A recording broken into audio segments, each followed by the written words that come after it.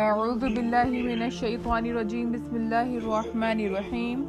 اللہم صلی علی سیدنا مولانا محمد وبارک وسلم صلاۃ والسلام علیکہ یا رسول اللہ صلی اللہ تعالی علیہ وسلم۔ جس طرح ہم لوگ کل کی کلاس میں شب برات کے تعلق سے فضیلتیں جان رہے تھے، آج بھی جو ہے وہی چیز ہم لوگ آگے کی طرف بڑھائیں گے، ٹھیک ہے۔ میں نے آپ لوگوں کو کل بہت ساری چیزیں بتائی تھیں، آج اس کے آگے سے شروع کرنا چاہوں گی کہ شب برات بہت ہی نازک رات ہے۔ کیا ہے؟ بہت ہی نازک رات ہے کہ شب برات بہت نازک رات ہے۔ اللہ تبارک و تعالیٰ نے ارشاد فرمایا کہ ایسی رات میں ہر حکمت والا کام جو ہے بانٹ دیا جاتا ہے۔ ایسی رات میں یعنی کہ جو شب برات ہے، اسی رات میں ہر حکمت والا کام بانٹ دیا جاتا ہے، ٹھیک ہے۔ اب کیسے حکمت والا کام کہ بھئی اس کو آگے جو ہے بیان کیا جا رہا ہے، کیسا حکمت والا کام بانٹ دیا جاتا ہے کہ امام فخر الدین رحمۃ اللہ علیہ فرماتے ہیں کہ شب برات کی 5 کیا ہے نا خصوصیات ہیں۔ یہ شب برات کی کیا ہیں؟ 5 خصوصیات ہیں جو کہ ہم لوگ ایک ایک کر کے جانیں گے انشاءاللہ۔ کہ حضرت عطا بن یاسر رحمۃ اللہ علیہ فرماتے ہیں کہ شب برات جو ہے یعنی کہ جو ابھی آنے والی جو نفس شعبان ہے یعنی کہ شب برات ہے، یہ ایک ایسی رات ہے کہ اس رات میں ملک الموت علیہ السلام کو ایک صحیفہ دے دیا جاتا ہے اور ان کو حکم ہو جاتا ہے کہ جاؤ، یعنی کہ جس کا اس سال میں انتقال ہونے والا ہے، کون اس سال میں جو ہے انتقال کرے گا، جو بھی روزی جس کو دینی والی کون اس سال میں حج کو جائے گا، یہ سب چیزیں جو ہے نا اس رات میں جو ہے نا بانٹ دی جاتی ہیں۔ تو یہ بات ہو گئی۔ اس کے بعد ہے کہ شب برات آنے سے پہلے نا 3 کام کرنا بہت ضروری ہے، کہ جیسے کہ ابھی شب برات آئی نہیں ہے لیکن اس سے پہلے ہمیں چاہیے کہ ہم 3 کام ایسے ہیں جن کو بہت اچھے سے انجام دے۔ وہ کیا کام ہے کہ شب برات کو اعمال نامے تبدیل ہوتے ہیں، یعنی کہ چینج کیے جاتے ہیں، جو کہ ہمارے اعمال نامے ہیں، جو بھی ہماری چیزیں ہیں، جو بھی ہمارا ایک اعمال کا ایک لیٹر ہوتا ہے، جو بھی ایک پیج ہوتا ہے جس میں ہمارے اعمال نامے جو لکھے جا رہے ہوتے ہیں، اس میں کیا ہے کہ وہ چینج کیے جاتے ہیں کہ بھائی اب جو ہے 1 سال کمپلیٹ ہو گئی، اب ان کا دوسرا اعمال نامہ شروع کیا جائے گا۔ تو شب برات کو اعمال نامے جو ہے نا تبدیلی ہوتے ہیں، چینج کیے جاتے ہیں، لہٰذا اس رات میں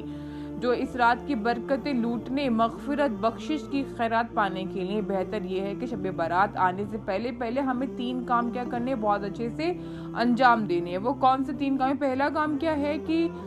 شعبان المعظم کی شام، سورج ڈوبنے کے وقت، جب سورج ڈوب جائے، سورج ڈوبنے کے وقت، چونکہ جو ہے باقی جو آئندہ سال جو ہے یعنی کہ جو ہمارے 7 سال جو ہے نکل چکے ہیں، گزر چکے ہیں، ان سال کا جو اعمال نامہ لپیٹ دیا جاتا ہے۔ اس لیے بہتر یہ ہے کہ شب برات آنے سے پہلے توبہ کو انجام دیا جائے، یعنی کہ جو بھی ہماری غلطیاں ہیں ہمیں اس چیز کا خود ہی احساس ہونا چاہیے کہ ہاں ہم سے غلطیاں ہوئی ہیں تو ہم لوگ جو ہے استغفار کریں۔ تو حدیث پاک میں ہے کہ پیارے آقا مکی مدنی مصطفیٰ صلی اللہ تعالی علیہ وسلم نے فرمایا کہ گناہ سے توبہ جو انسان بجا لائے گا، یعنی کہ جس نے اپنی غلطیوں پر جو شرمندہ ہوا، جس نے جو ہے گناہ کیے، جو گناہ سے جس نے توبہ کی، وہ ایسا ہے کہ جس نے گناہ کیے ہی نہیں۔ سبحان اللہ سبحان اللہ، کیا جو ہے اس مبارک رات کی برکتیں ہیں۔ آگے ہے کہ توبہ کے بہت ہی زیادہ فائدے ہیں۔ ان میں سے ایک بہترین فائدہ یہ ہے کہ اللہ پاک چاہے تو توبہ کی برکت سے گناہوں کو نیکیوں میں تبدیل فرما دے۔ یہ اللہ تبارک و تعالیٰ کا رحم ہے، ہم تمام پہ احسان ہے کہ جو ہم نے گناہ کیے ہیں لیکن اگر ہم لوگ سچے دل سے توبہ کر لیں گے نا تو اللہ تبارک و تعالیٰ ہماری توبہ کو کیا کرے گا، جب ہم لوگ توبہ کریں گے تو ان کو نا نیکیوں میں تبدیل کر دے گا۔ یہ میرے رب کا احسان ہے، میرے رب کا کرم ہے۔ آگے کیا ارشاد فرمایا جا رہا ہے کہ گناہوں جو ہے گناہ ہے وہ نیکیوں میں تبدیل کیسے ہوں گے؟ اس کی ایک اسٹوری ہے، میں آپ لوگوں کو بتانا چاہوں گی کہ غیب بتانے والے نبی حضور نبی کریم صلی اللہ تعالیٰ علیہ وسلم نے فرمایا کہ روز قیامت ایک شخص بارگاہ الہی میں پیش کیا جائے گا۔ روزہ قیامت ایک شخص جب قیامت آئے گی تو ایک شخص جو ہے بارگاہ الہی میں پیش کیا جائے گا، حکم ہوگا کہ اس کے صغیرہ گناہ اس پر جو ہے نا پیش کرو، یعنی کہ جو بھی اس نے زندگی میں جو بھی چھوٹے گناہ کیے ہیں وہ اس پہ پیش کرو، چونکہ ایک ایک کر کے اس کے جو گناہ ہیں وہ پیش کیے جائیں گے۔ وہ ہر گناہ کا اقرار کرے گا کہ ہاں بھائی میں نے ایسا کیا تھا، ہاں زندگی میں مجھ سے ایسا کام ہوا تھا، وہ اب کیونکہ دیکھیں بندہ اگر اس وقت میں جھوٹ بول بھی دے نا پھر بھی اس کا جھوٹ کام بھی نہیں آنے والا. جو اپنے آپ کو بہت زیادہ انٹیلیجنٹ سمجھے کہ نہیں ہم تو رب کے سامنے بھی جھوٹ بول دیں گے, ہم تو یہ بھی کر دیں گے, ہم تو وہ بھی کر دیں گے, کہ اب وہ ہم سے پوچھیں گے کہ ایسا کیا تھا, ہم کہہ دیں گے نہیں کیا تھا. جبکہ چلو مان بھی لیا کہ ہم نے ایک وقت میں ایسا کہہ دیا یا بول دیا, لیکن جو ہمارا منہ ہے نا وہ خود ہی اس چیز کی گواہی دے گا. جو ہماری آنکھیں ہیں نا وہ خود ہی اس چیز کی گواہی دیں گی کہ ہاں اس شخص نے مجھے بری چیزیں دکھائیں, ہاں اس شخص نے مجھ سے برے برے کام جو ہیں انجام کروائے, ہاں اس شخص نے مجھے غلط راہ پہ بھیجا. پیر بھی بولیں گے, ہاتھ بھی بولیں گے. تو یہ جو ہے نا ہمارے جو باڈی پارٹس ہے, یہ ہمارا سب سے بڑا ثبوت ہے قیامت کے دن کا, کہ اگر ہم لوگ یہ مانیں کہ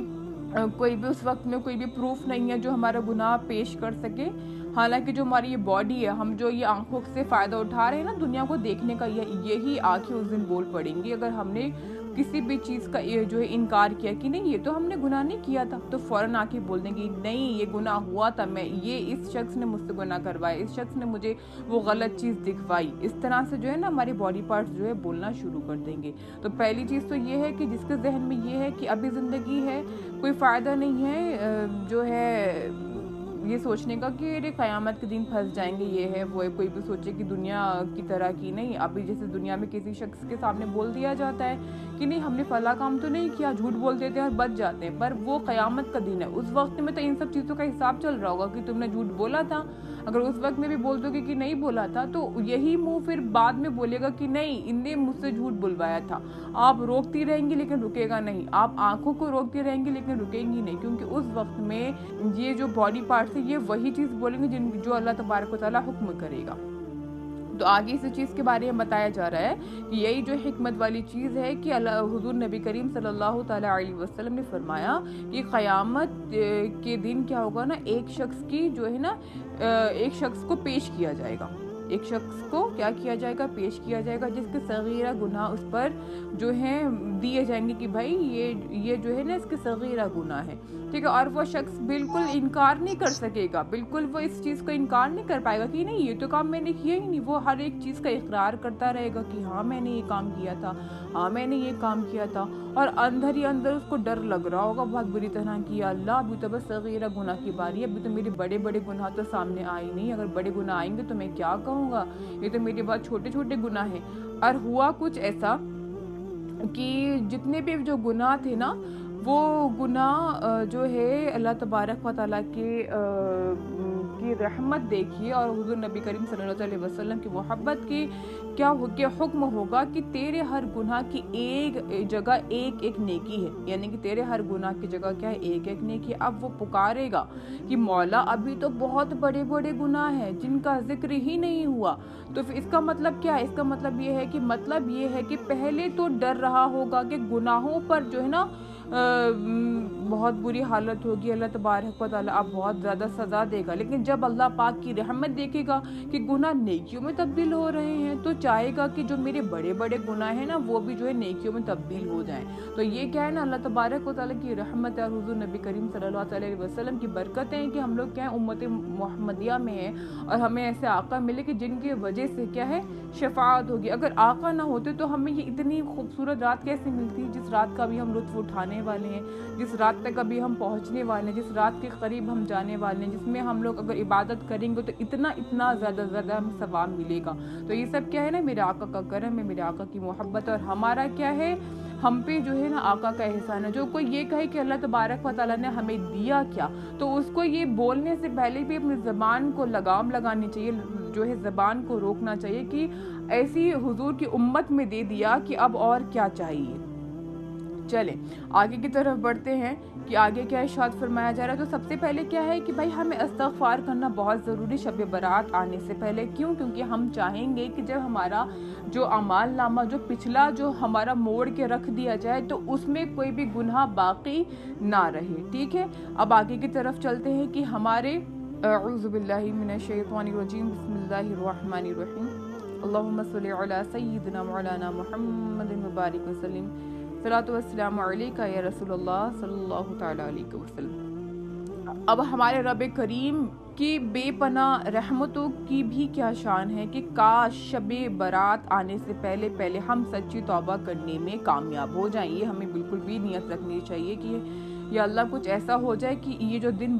بچے ہیں ہم اس میں سچی توبہ کرنے کے لیے کامیاب ہو جائیں، اور جو پچھلے جو بھی گناہ ہیں، جو پچھلے جو ہم گناہ کر چکے ہیں، جب وہ والا اعمال نامہ ہمارا لپیٹا جائے تو اس میں ایک بھی گناہ باقی نہ رہے۔ اب کیا ہے کہ بھائی توبہ کرنے کا انداز کیا ہونا چاہیے، ہم توبہ کو کیسے کریں، کیسے ہم رب سے جو ہے معافی مانگیں۔ تو کیا ہے کہ خیال رہے کہ ہمارے یہاں نا توبہ کو بہت ہلکا لے لیا جاتا ہے۔ جو آج کی عوام ہے، جو آج کے لوگ ہیں، وہ کیا کرتے ہیں نا بہت ہلکا لے لیتے ہیں۔ کیا کرتے ہیں کہ بعض لوگ اپنے گالوں پر، اپنے رخساروں پر جو ہے ہتھیلی رکھ کر یا پھر انگلیاں رکھ کر، یا پھر ایسا بھی ہوتا ہے کہ بھائی اپنے گالوں پر ایک چھوٹا سا جو ہے چاٹا وغیرہ مار کر کہہ دیتے ہیں اللہ توبہ توبہ، اس طرح سے کہہ دیتے ہیں، تو وہ ان کو لگتا ہے کہ یہ توبہ ہو گئی۔ اور بعض لوگ کیا کرتے ہیں اپنی ناک اور کان پکڑ کے بولتے ہیں اللہ توبہ، اس طرح سے ہے نا، تو وہ بھی کیا ہے، وہ سوچتے ہیں کہ بھائی اب تو توبہ ہو گئی۔ کچھ لوگ ایسے ہوتے ہیں نا کہ اپنی زبان کے نیچے نا، اپنے دانتوں کے نیچے زبان کو دبا لیتے ہیں اور بول دیتے ہیں اللہ توبہ توبہ۔ تو یہ سب کیا ہے، ان لوگوں نے کیا کیا یہ سب ڈھونگ بنا لی ہیں اور سوچتے ہیں کہ یہ توبہ ہو رہی، بلکہ ایسا کچھ بھی نہیں ہوتا، یہ سب ڈرامے ہیں۔ اصل میں جو سچی توبہ ہے اس کے 3 رکن ہیں، 3 طرح سے جو ہے سچی توبہ ہو سکتی ہے۔ وہ کیا ہے کہ سب سے پہلی چیز کیا ہے کہ گناہ پر اس لیے جو ہے اس قدر جو ہے شرمندہ ہونا کہ اب وہ اللہ پاک کی نافرمانی ہے، کہ بھائی ہم جب بھی کوئی گناہ کرنے جائیں تو ہمارے دل میں یہ خیال آ جائے کہ نہیں، گناہ کروں گی تو یہ رب کی نافرمانی ہے۔ اور رب کی نافرمانی کا میں یہ نہیں کہہ رہی کہ آپ اگر کوئی گناہ کر رہی ہیں تو آپ کو دل میں یہ والی بات آ جائے کہ نہیں یہ تو میری ٹیچر کی نافرمانی، میں کون ہوتی ہوں کہ آپ میری نافرمانی کریں۔ جب آپ کو اس رب کا خیال نہیں، اس رب سے ڈر نہیں، اس رب کی آپ کو عذابوں سے خوف نہیں کہ رب کیا ہمیں دے دے گا اگر ہم کچھ گناہ کر رہے ہیں، اس کے ہم اسی کی شان میں گستاخیاں کر رہے ہیں، ہم جو ہیں گناہ کر رہے ہیں اور رب کیوں کیا کر رہے ہیں، رب کی نافرمانی کر رہے ہیں۔ تو جب ہم اتنے بڑی ہستی جس سے اوپر کوئی اور ہے ہی نہیں، ہم جب اس کے لیے کچھ نہیں سوچتے اور ہم گناہ کر دیتے ہیں تو میں کون ہوتی ہوں۔ تو سب سے بڑی بات کیا ہے کہ جب ہمیں جب گناہ کا ارادہ کرنا ہے تو گناہ پر اس لیے شرمندہ ہونا کہ وہ اللہ پاک کی کیا ہے نا نافرمانی ہے۔ مثلاً کوئی بھی دوسری جو ہے کاروبار کیا، یا جیسے کہ آپ مان لیجیے اگزامپل کے طور پہ کوئی ایسا ہے جس نے سود کا کاروبار کیا، بیاج وغیرہ ہوتا ہے نا، اس کا کاروبار کیا، اب کیا ہے نا، اب اس پہ اس کو نا الگ الگ طرح کی شرمندگی ہو سکتی ہے، ٹھیک ہے، الگ الگ طرح کی جو اس کو شرمندگی ہو سکتی ہے، جیسے کہ اس کو اس لیے شرمندگی ہو رہی ہے کہ بھائی سود کے وجہ سے ایک شخص کو کافی نقصان پہنچا تو وہ اس وجہ سے شرمندہ ہے، اور کبھی وہ اس وجہ سے شرمندہ ہو رہا ہے کہ سود کی وجہ سے کیا ہے نا گھر والے یا دوست احباب ناراض ہیں تو وہ اس لیے شرمندہ ہے، یا پھر وہ اس لیے شرمندہ ہے کہ توبہ کے لیے کافی نہیں، مطلب شرمندہ تو ہے کہ میں نے جو یہ سود کا کام شروع کیا تو ایک شخص کو بڑا نقصان ہو گیا، یا پھر میرے گھر والے مجھ سے ناراض چل رہے ہیں، تو وہ سوچ کے شرمندہ ہے۔ تو یہ کوئی شرمندگی نہیں ہے، یہ بالکل بھی شرمندگی نہیں ہے، ٹھیک ہے، اس کو شرمندہ ہونا نہیں کہتے،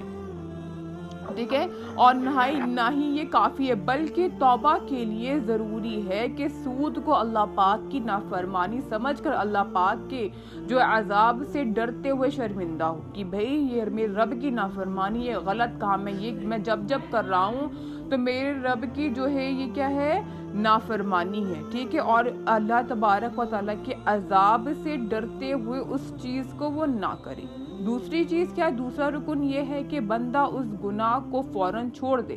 ایسا نہیں کہ بھائی گناہ بھی کر رہا ہے اور توبہ بھی کر رہا ہے، پھر گناہ کر رہا ہے پھر توبہ کر رہا ہے، اللہ میں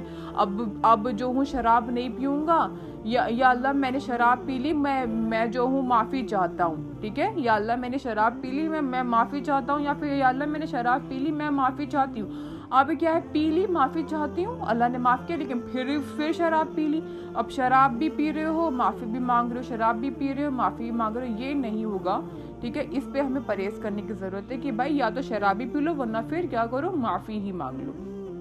ٹھیک ہے۔ تو دوسرا رکن یہ ہے کہ بندہ اس گناہ کو فوراً چھوڑ دے، ٹھیک ہے، ایسا نہیں کہ بھائی آپ معافی بھی مانگ رہی ہیں اور پھر گناہ بھی کرتی جا رہی ہیں، تو یہ والی کوئی توبہ نہیں ہوتی، ٹھیک ہے۔ اب کیا ہے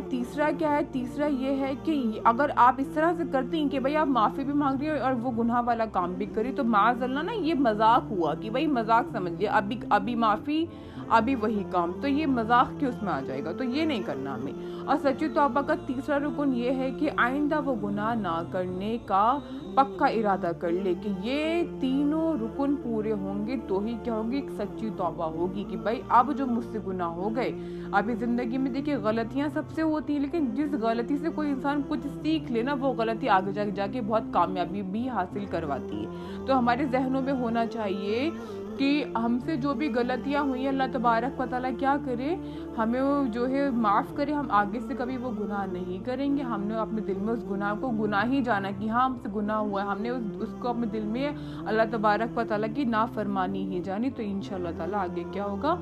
اللہ تبارک و تعالیٰ ہمیں انشاءاللہ تعالیٰ سچی توبہ کے صدقے میں ہمیں توبہ بھی نصیب فرمائے گا۔